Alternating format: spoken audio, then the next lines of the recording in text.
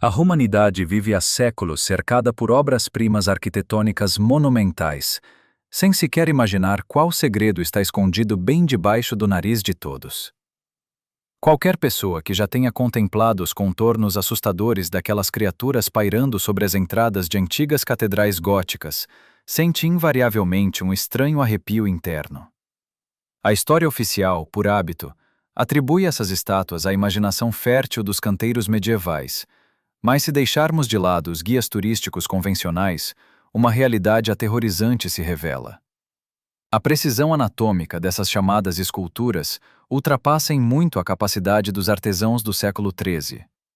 No pescoço da famosa gárgula de Notre-Dame, veias inchadas são visíveis com clareza, enquanto as quimeras da Catedral de Colônia demonstram uma tensão nos tendões incrivelmente realista e uma estrutura muscular perfeita.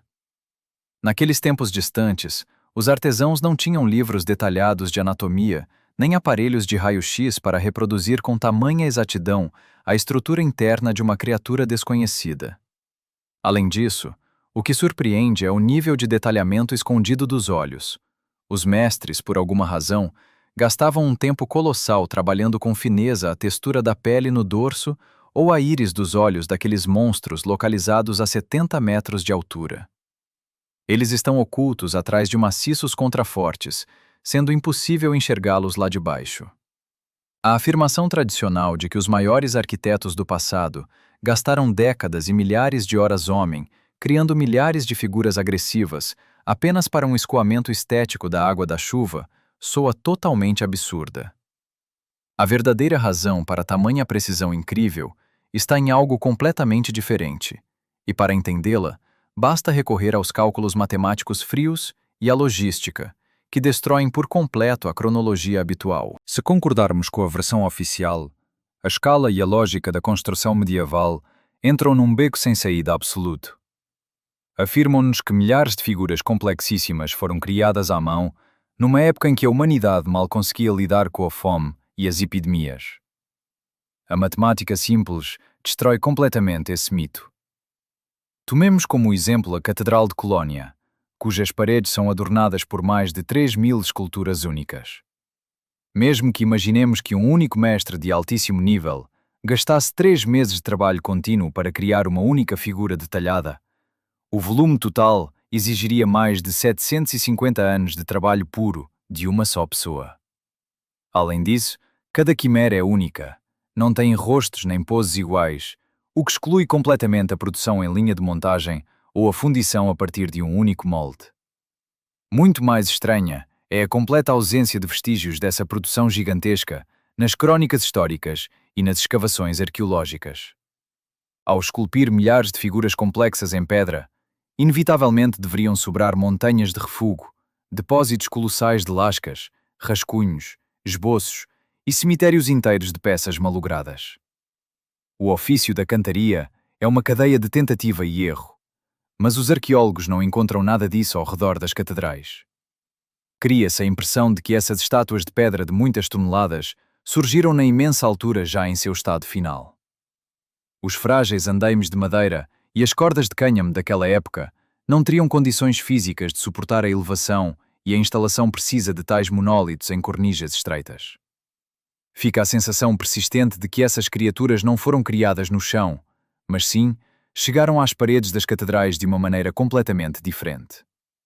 A análise biomecânica de seus corpos indica que não estamos diante de um produto da fantasia dos artesãos, mas sim de organismos vivos perfeitos, criados para propósitos específicos. Se concordarmos com a versão oficial, a escala e a lógica da construção medieval entram num beco completamente sem saída. Afirmam-nos que milhares de figuras complexíssimas foram criadas à mão, numa época em que a humanidade mal conseguia lidar com a fome e as epidemias. A matemática simples destrói totalmente esse mito. Tomemos como exemplo a Catedral de Colônia, cujas paredes são adornadas por mais de 3.000 esculturas únicas. Mesmo que imaginemos que um único mestre de altíssimo nível gastasse 3 meses de trabalho contínuo para criar uma única figura detalhada, para o volume total, seriam necessários mais de 750 anos de trabalho puro de uma só pessoa. E cada quimera é única, não há rostos ou poses iguais, o que exclui completamente a produção em linha de montagem ou a fundição a partir de um único molde.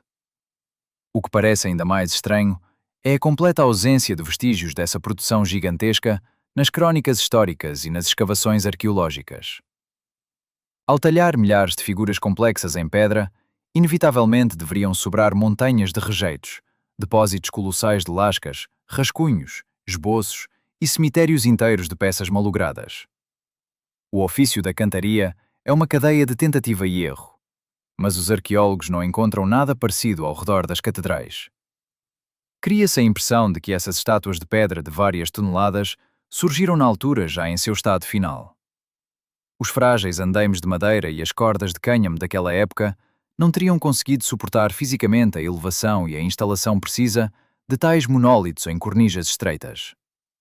Fica a sensação persistente de que essas criaturas não foram criadas no chão, mas chegaram às paredes das catedrais de uma maneira completamente diferente. A análise biomecânica de seus corpos indica que não estamos diante de um produto da fantasia de artesãos, mas de organismos vivos perfeitos, criados para propósitos específicos. Quando se faz uma análise biomecânica detalhada da estrutura das quimeras, torna-se evidente que seus corpos foram projetados com precisão de engenharia impecável. Não é um amontoado caótico de garras e asas, mas sim proporções fisiologicamente justificadas, perfeitamente adequadas para voo rápido e combate. O tórax modificado, com uma quilha óssea pronunciada, aponta para uma musculatura poderosíssima, necessária para manter um corpo massivo no ar. A diferenciação dos dentes, com fendas microscópicas perto das gengivas, e a disposição específica das articulações revelam que se tratam dos predadores mais perigosos. Tudo isso sugere a existência, num passado distante, de tecnologias altamente desenvolvidas de splicing genético, por meio das quais organismos biomecânicos perfeitos eram criados. A combinação da pele blindada de répteis, da mobilidade de aves e da força esmagadora de mamíferos fazia deles soldados universais. A julgar pelas diferenças na constituição, essas criaturas se dividiam em ramos militares especializados: batedores alados leves, unidades de assalto pesadas e exemplares grandes que atuavam como coordenadores. Nesse sistema de coordenadas, as próprias catedrais góticas deixam de ser objetos religiosos e se apresentam como verdadeiras bases militares, ou nós técnicos. As quimeras e gárgulas não foram colocadas em cornijas e torres por belezes, mas sim como torres de guarda vivas e sensores biológicos controlando o perímetro. No entanto, elas estão congeladas em poses dinâmicas, carregadas de tensão extrema, que transmitem claramente a atmosfera de um ataque furioso e repentino. Que força destrutiva conseguiu interromper instantaneamente esse mecanismo biológico, transformando carne viva em pedra monolítica e fundindo-as para sempre com as muralhas das construções? A resposta para essa questão está na própria posição dos corpos congelados dessas criaturas, que registraram o momento de um cataclismo global. A maioria das quimeras paralisou-se em poses antinaturais de estresse extremo, bocas escancaradas, línguas para fora e patas recolhidas.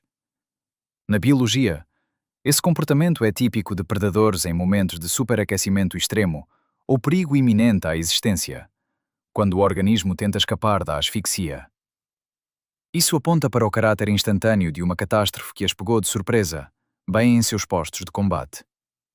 Tudo indica que o planeta sofreu um impacto energético fortíssimo, causando um efeito de mineralização rápida da vida baseada em carbono, no qual os tecidos orgânicos são substituídos instantaneamente por compostos de silício. Esse processo explica porque a estrutura da pedra que compõe as gárgulas é radicalmente diferente do calcário ou granito comuns. Estudos mostram que no interior dessas estátuas não existe a estratificação típica das rochas sedimentares, mas em compensação, percebe-se uma porosidade anómala que lembra o tecido ósseo. Além disso, as patas de muitas criaturas estão literalmente fundidas com as cornijas das catedrais em nível molecular. Ocorreu uma difusão da matéria, possível apenas com uma liberação colossal de energia, quando os tecidos vivos e a pedra artificial do edifício derreteram por uma fração de segundo e se uniram para sempre. Nós, na verdade, Vivemos entre as ruínas de um colosso planetário, onde a argila depositada após as explosões soterrou os primeiros andares dos edifícios, enquanto os elementos sobreviventes daquela época passada agora são cuidadosamente escondidos. Os trabalhos de restauração modernos em bairros antigos se parecem suspeitamente com uma limpeza em larga escala de evidências. Sob a aparência de um cuidado cuidadoso com o patrimônio cultural, um processo oculto de proporções impressionantes se desenrola nos maiores centros históricos.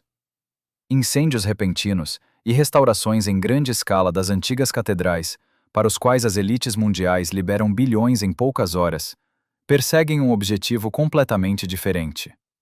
Sob o manto da noite, escondidas atrás de altos andaimes e densas telas de proteção, as estátuas originais de silício são desmontadas e levadas para laboratórios fechados. Em seu lugar, são instaladas grosseiras imitações de concreto, desprovidas daqueles detalhes anatômicos assustadores, as veias finas, os tendões trabalhados, a textura porosa.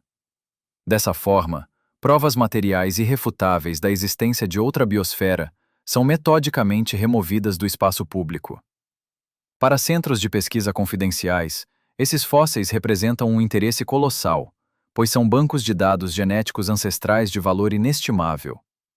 A ciência moderna tenta extrair os restos de matrizes orgânicas e decodificar a estrutura das células para recriar as biotecnologias perdidas do passado. Os cientistas se interessam, em particular, pelas características únicas da constituição dessas criaturas, seus órgãos de visão noturna, sua resistência a temperaturas extremas e a especificidade com que produzem toxinas poderosas. Ao mesmo tempo, medições independentes registram um fundo anômalo ao redor dos edifícios antigos.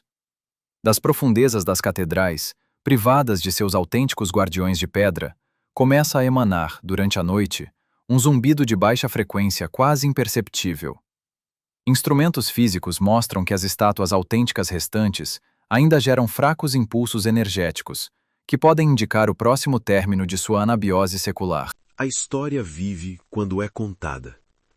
Inscreva-se no canal. O que vem a seguir, você provavelmente nunca ouviu.